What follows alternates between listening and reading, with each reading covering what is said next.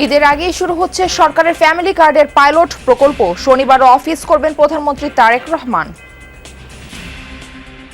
Target আমাদের 5 কোটি বৃক্ষরোপণ করার প্রতি বছর। যারা আপনার প্রতিবন্ধী, বিধবা, এই ধরনের পশ্চাৎপদ যারা, আমরা তাদেরকে গুরুত্ব দিয়ে দেবো, বাট পর্যায়ক্রমে সবাই আসবেন। মধ্যস্বত্বভোগী থাকবে না, কোনো ধরনের রেফারাল কেউ থাকবে না, সরাসরি তাদের হাতে পৌঁছে দেওয়ার জন্য সবচেয়ে লেটেস্ট মাধ্যম সেটা ব্যবহার করব।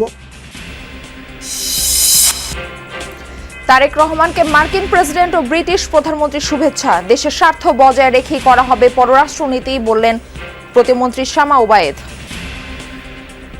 ভিসার ব্যাপারে অবগত আছি, আমরা এটা নিয়ে কাজ করছি। এটা কিভাবে আরো সামনে এই সমস্যাগুলো সমাধান করা যায় সেটা নিয়ে আমরা কাজ করছি।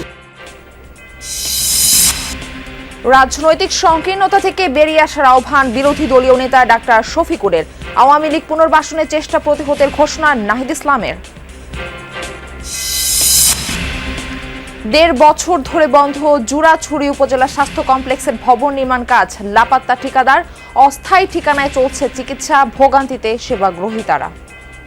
অ্যাভেলেবল বেড না থাকায় পেশেন্টটা ভর্তি অনেক সময় হয়ে যায়, কষ্ট হয়ে যায়।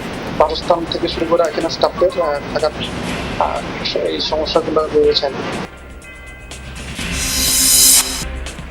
রমজানের শুরু থেকে জমজমাট বেচাকেনা বিপণী বিতানগুলোই। ঈদের কালেকশন ঘিরে আগ্রহ নারীদের, পছন্দের শীর্ষে পাকিস্তানি পোশাক। ইরানে হামলার সর্বাত্মক প্রস্তুতি ইসরায়েলের। ওয়াশিংটনের সংকেত পেলেই তেহরানের ব্যালিস্টিক মিসাইল ধ্বংসের হুঁশিয়ারি, করা জবাব দেবে তেল আবিব। আমরা যে কোনো পরিস্থিতির জন্য প্রস্তুত এবং এটা নিশ্চিত যে আয়াতুল্লাহরা যদি ভুলেও আমাদের ওপর হামলা চালায় তাহলে এমন জবাব পাবে যা তারা কল্পনাও করতে পারছে না।